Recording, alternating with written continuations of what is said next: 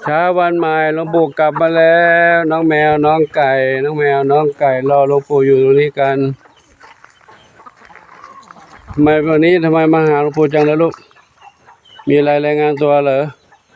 มีอะไรจะรายงานหลวงปู่หรือลูกมีอะไรไหมก็ไก่มีอะไรไหมลูกเพื่อนเราตายไปแล้วหนึ่งที่เห็นนะ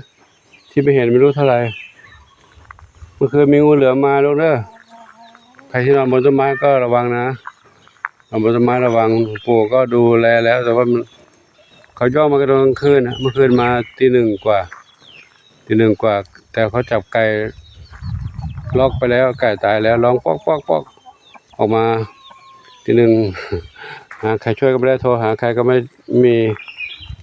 ก็ต้องจัดการ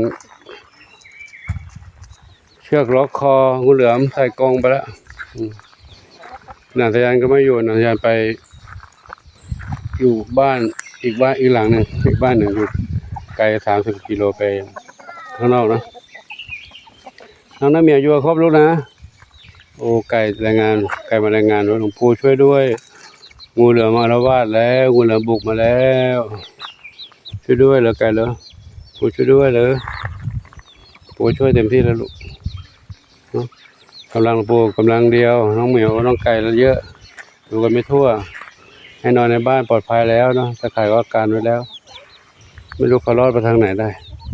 แล้วก็การแค่ฟังแม่น้ำเท่านั้นนะเขาคงจะล่อมาสุดตะข่ายก็อ้อมเข้ามาได้อยู่นะน้องเหมียวน้องเล็กสีหน้าส้มพร้อมแล้วทีเดียวพี่ดำหนวดไม่ได้ดำหนวดน้องบุญนำส้มขาวเล็ก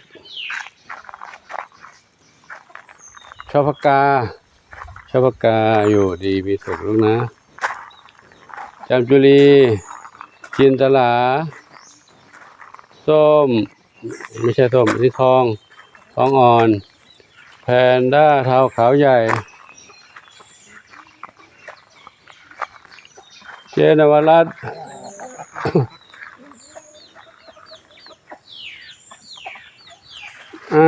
ยังไงลูกอ้อนหลวงปู่กันเลยนะทั้งเหมียวทั้งไก่อ้อนหลวงปู่ใครอยู่นี่เหมียวนี่ใครอยู่นี่เหมียวหนึ่งถ้าใครเกาไก่ถ้าเจองูเรียบกระตกเลยนะลูกเด้อปู่จะได้ไปดูเนาะก็อาจจะซุ่มอยู่แถวนี้ก็ได้เพราะฝั่งด้านนี้ไม่ได้ล้อมด้านหน้าวัดศรีสุดา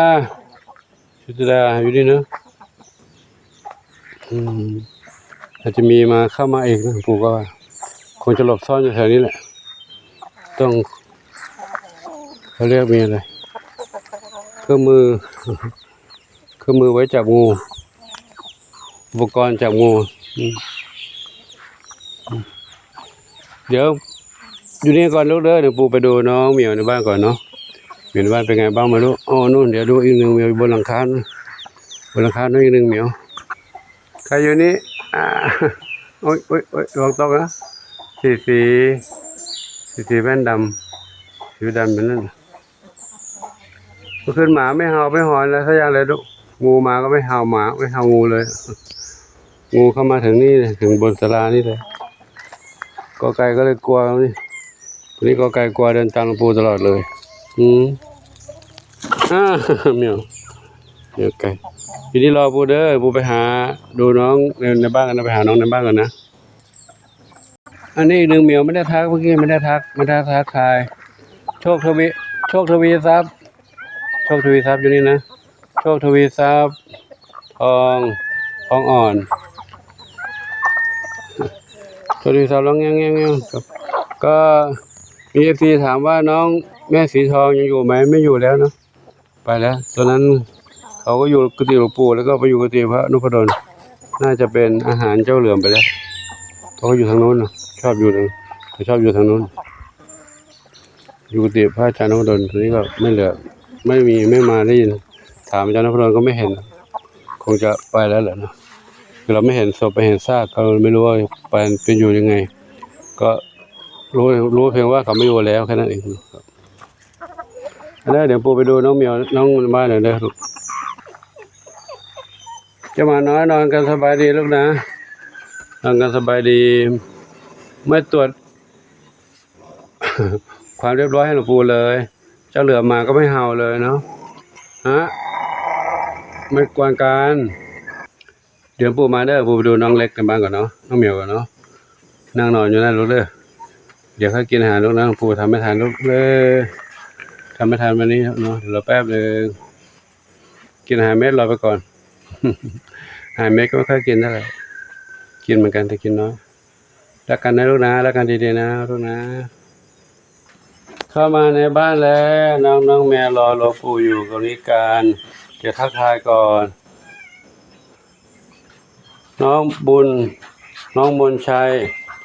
ส้มขาวใหญ่มีสุขบุญสมเจดีขวัญจิตมีหนึ่งเดียวดำสนิทเทาเล็กเด็กน้อยทั้งห้าเด็กทั้งห้ามีอะไรบ้างนะข้าวเม่าข้าวหลาม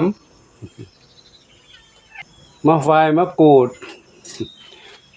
ทองเข้มอยู่ไหนทองเข้มอยู่นี่อยู่ด้วยกันได้ดีจ้ะอยู่กัน5 ชีวิตเดี๋ยวนี้ข้างบนนี้ใครเอ่ยบนนี้ทองเล็กกับชวนฝันใหญ่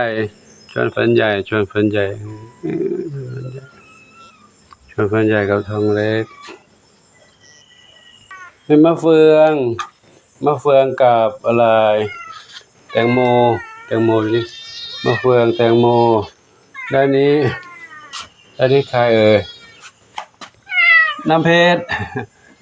ปุ๋ยฝ้ายน้ำเพชรอยู่ตรงนั้นเนาะเต่าทองน้องมีบุญอยู่ตรงนี้เนาะไปเดี๋ยวไปดูทางโน้นบ้างลูกไปดูทางโน้นอีกมีทางโน้นอีกหลายเหมียวอยู่ทางโน้นอีกกี่เหมียวน่ะ10 กว่าเหมียวอยู่ทางโน้นอันนี้ใครกินอาหารกระจุยกระจายหมดแล้วเนี่ยกินอาหารกระจุยกระจายหมดเลยใครเราได้หางกวักโตแล้วส้มขาวใหญ่ มาทางนี้อยู่ในนี้ปลอดภัยนี่เนาะนี่ปลอดภัยถ้าอยู่ข้างนอกอันตรายโอ้เด็กน้อยแม่ยินดีลูกแตงไทยแตงกวาขนุนแตงไทยแตงกวาขนุน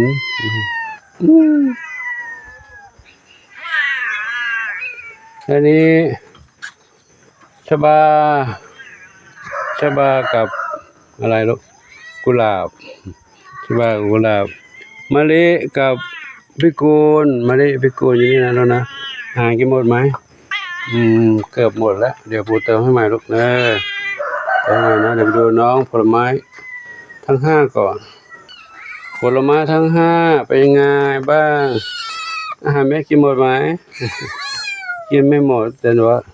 หนูชอบอาหารเปียกมากกว่าเหรอชอบอาหารเปียกเดี๋ยวปูจัดให้ใหม่ลูกเลยก่อนเนาะครับรอแป๊บเลย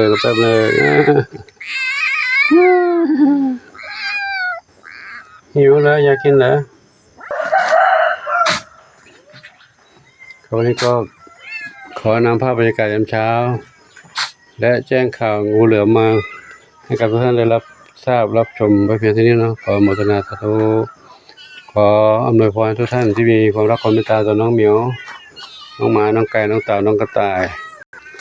น้องหมาน้อยและสรรพสัตว์ทั้งหลายจงพบความสุขความเจริญมีความสุขกายสุขใจปรารถนาสิ่งใดขอได้ทั้งความมุ่งมั่นปรารถนาทั่วกันทุกคนทุกท่านเถิดสาธุอายุวโนสุขังพระลัง